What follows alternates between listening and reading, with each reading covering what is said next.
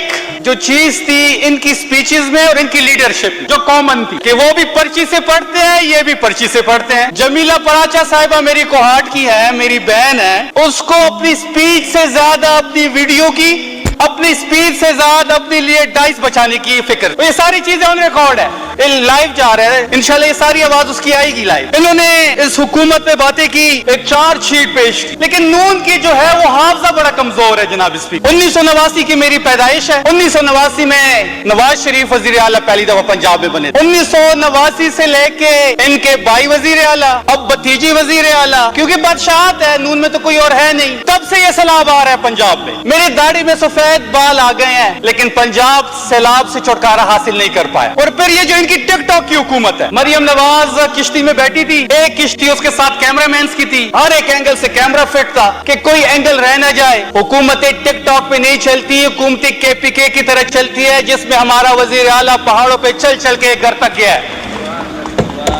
ایک ایک گھر تک ہمارا وزیر اعلیٰ گیا ہے.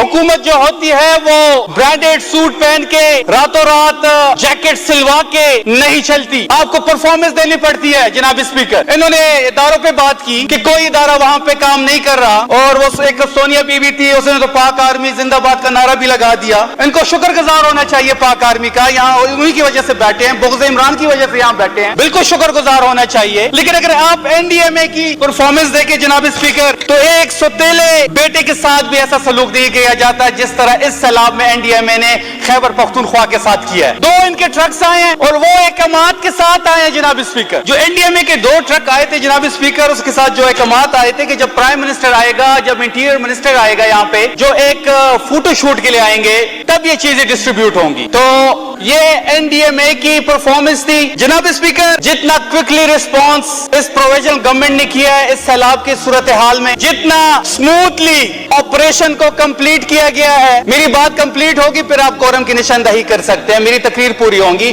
آپ میری تقریر سننے کا حوصلہ پیدا کریں. ہم نے آپ کو 2 گھنٹے سنا ہے جناب اسپیکر.